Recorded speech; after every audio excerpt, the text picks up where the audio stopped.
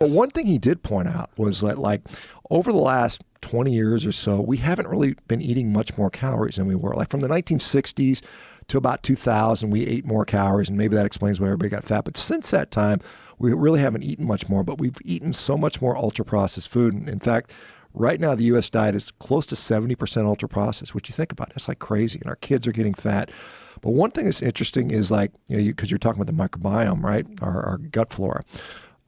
When you eat like whole food, you know, it goes farther down your digestive tract, and then, you know, our microbiome actually consumes some of that. Up to 22% of our calories can be consumed by our microbiome.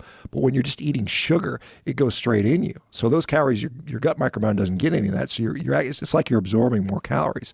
So just by changing the quality of the food, you're changing how many calories you absorb, and that is what some people say is part of what leads to this obesity thing. But we know, like, for instance, well, here's another thing. The USDA came out with a study, like, I don't know, 3 months ago.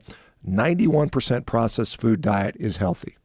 You know, this is what they're pushing, trying to get us, because they're trying to position us to say. What was this study? This was the USDA put it out. It was probably, I think it was the Nova study. I might have that on there, Jamie, but it's basically because there's starting to be backlash against ultra processed foods. I mean, like South America is starting to ban this stuff, which I think, you know, I'm not for banning food. I mean, I think that gets into, you know, freedom of choice and things like that. So you shouldn't ban. Just like you can still smoke if you want to. You know, it's not the best for you, so you don't want to do that.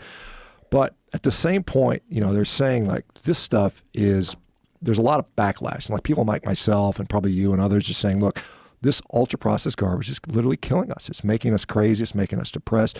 All these people with mental health disorders, a lot of that nutrition is part of that, and we can talk about that. But, you know, what they're seeing is there's a backlash against that. Yeah, so that's a Nova Dietary guidelines meet Nova, developing a menu for a healthy dietary pattern using ultra-processed foods. So they're basically saying, hey, how do we make people eat more processed food and make it quote-unquote healthy? And they showed that they could make a diet that's like 91% ultra-processed foods and still be quote-unquote healthy.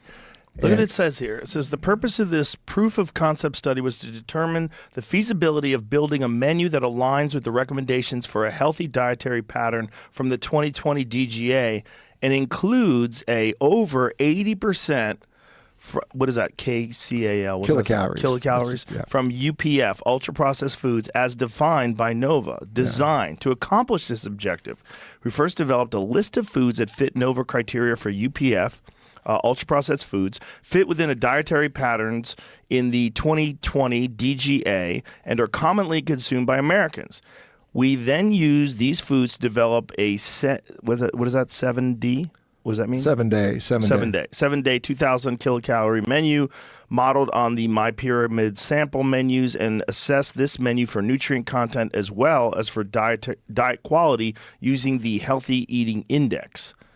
The results in the ultra-processed DGA menu that was created, 91% of the kilocalories were from ultra-processed food or Nova Category 4. The HEI 215 score was 86 out of a possible 100 points. The sample menu did not achieve a perfect score due primarily to excess sodium and an insufficient amount of whole grains. This menu provided adequate amounts of all macro and micronutrients except vitamin D, vitamin E, and choline. Conclusions. Healthy dietary patterns can include most of their energy from ultra-processed foods, still receive a high diet quality score, and contain adequate amounts of most macro and micronutrients. Boy. Right. So remember, USDA, the guys that go there, they leave USDA and they go sit on the board of directors at Nabisco and PepsiCo. And so this is really, I think what this is positioning us as a society to accept that ultra-processed foods are our food. It's really human pet food. I mean, you see what happens to our pets. Yes. And everybody's fat, so we're going to say, well, it's still okay. If it's okay if you eat your human dog chow or your human chow, just keep doing that. Don't ask questions. And oh, by the way, here's an Ozempic shot or a semaglutide shot we'll give you to kind of keep you chilled out. So it's really, I mean, it's almost sinister in a way. It's very bizarre. It's very bizarre that this isn't challenged. And that shows you how captured our food industry really is. The fact that that's not challenged, the fact that our health guidelines aren't set on, hey, what you should be eating is what human beings are designed to eat in nature. Yeah. Well, I mean, which is real food. I mean, my opinion on dietary guidelines, because we have a USDA that meets every 5 years. And by the way, so the USDA dietary guidelines panel, did you see there's a physician from Harvard named